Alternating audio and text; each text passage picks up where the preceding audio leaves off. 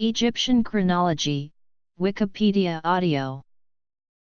The majority of Egyptologists agree on the outline and many details of the chronology of ancient Egypt.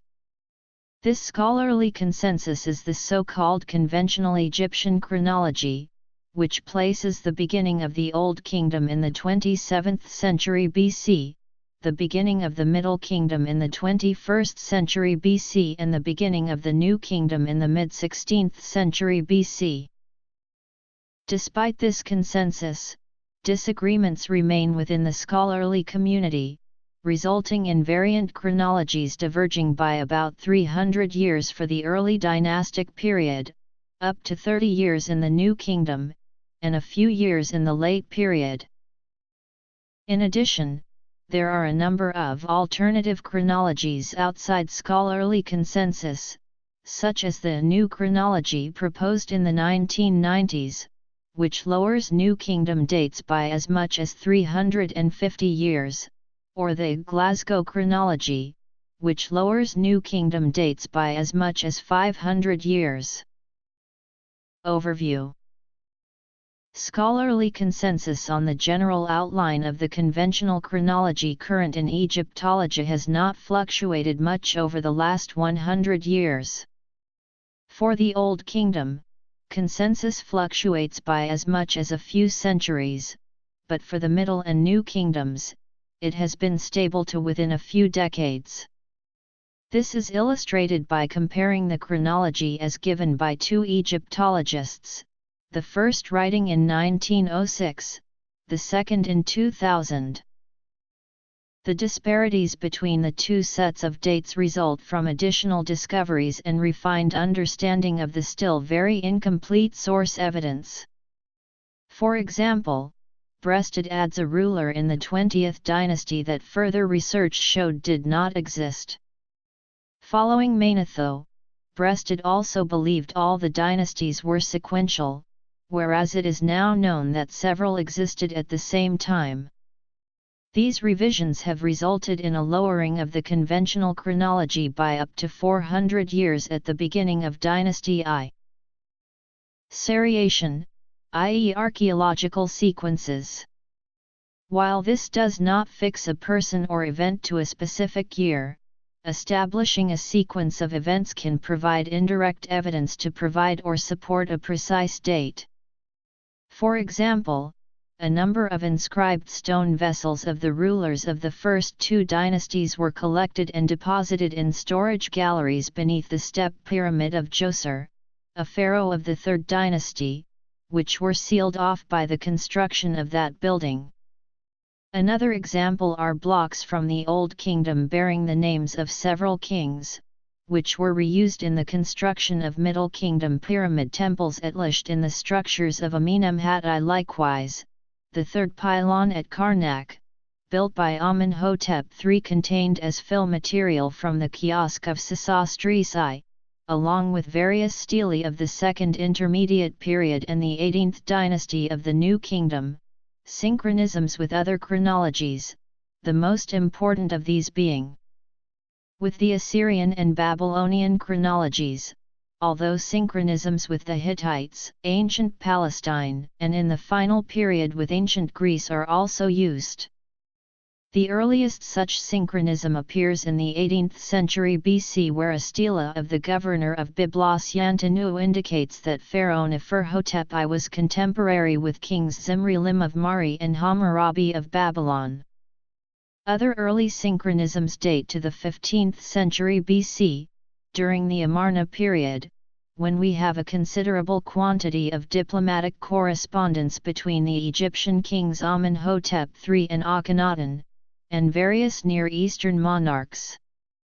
For the Third Intermediate Period, Shoshenkai has been ascribed a date relative to Rehoboam and the eponym dating system by Kenneth Kitchen, based on biblical passages about Shishak's campaign. Shoshenkai's absolute date was calculated based on Edwin R. Thiele's theory. Synchronisms with inscriptions relating to the burial of Apis bulls begin as early as the reign of Amenhotep III and continue into Ptolemaic times, but there is a significant gap in the record between Ramesses XI and the 23rd year of Ozarkhan II. The poor documentation of these finds in the Serapeum also compounds the difficulties in using these records, astronomical synchronisms. The best known of these is the Suffolk cycle, and careful study of this led Richard A. Parker to argue that the dates of the 12th dynasty could be fixed with absolute precision. More recent research has eroded this confidence, questioning many of the assumptions used with the Suffolk cycle, and as a result experts have moved away from relying on this cycle.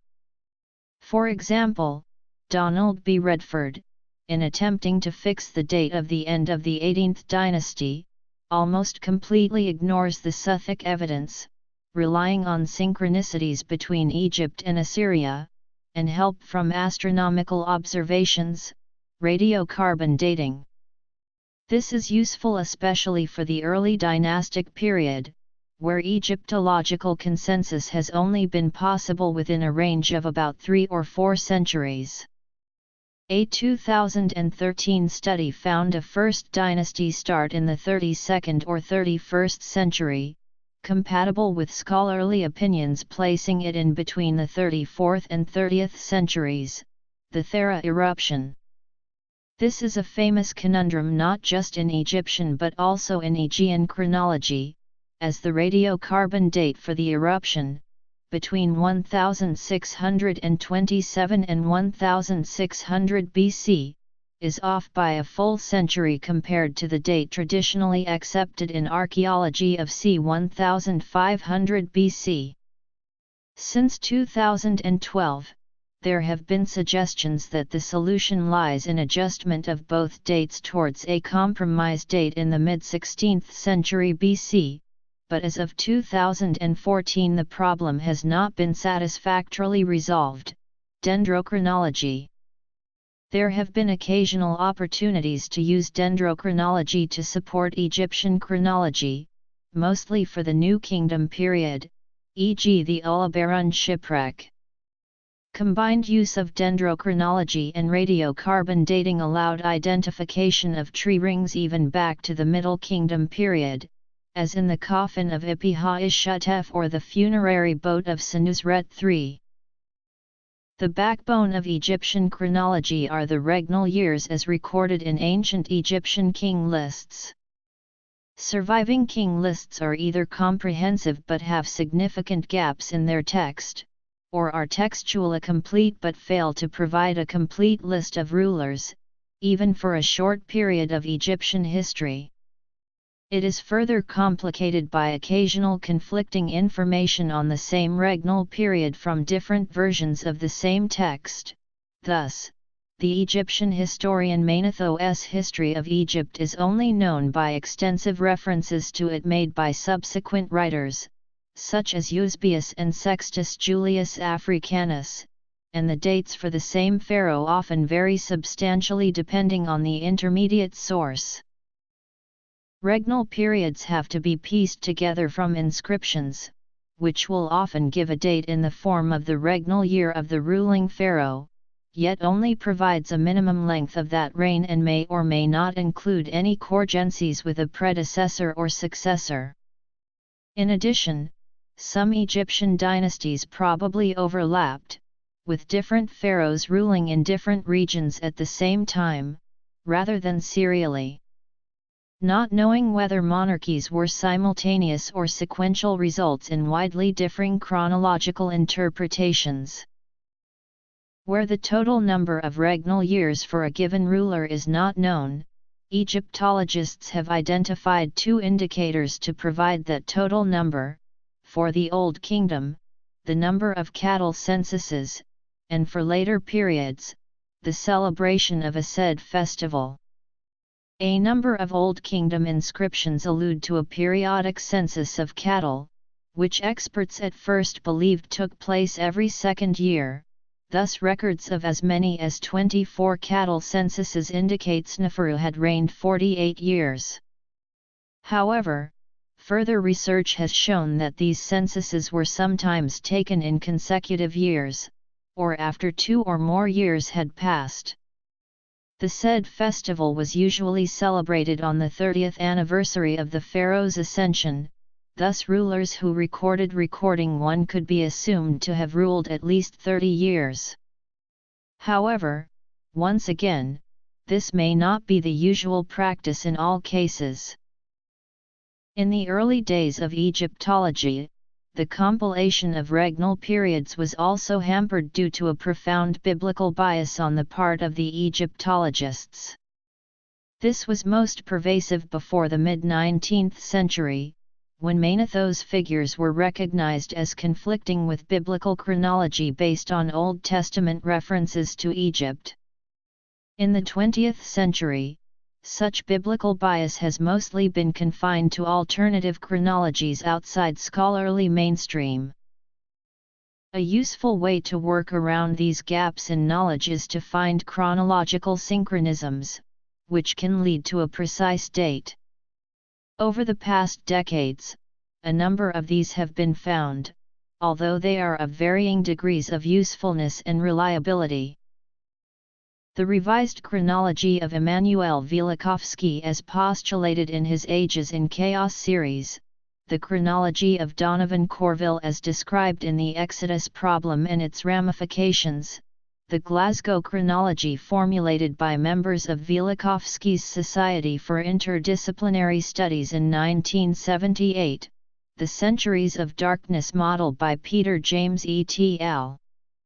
Would move the end of the Egyptian New Kingdom from 1070 BC to around 825 BC, and lower all earlier dates with it, due to miscalculations of the Third Intermediate Period, the new chronology of David Rohl, as described in his Test of Time series. A number of suggestions for alternatives to the consensus on the conventional chronology have been presented during the 20th century.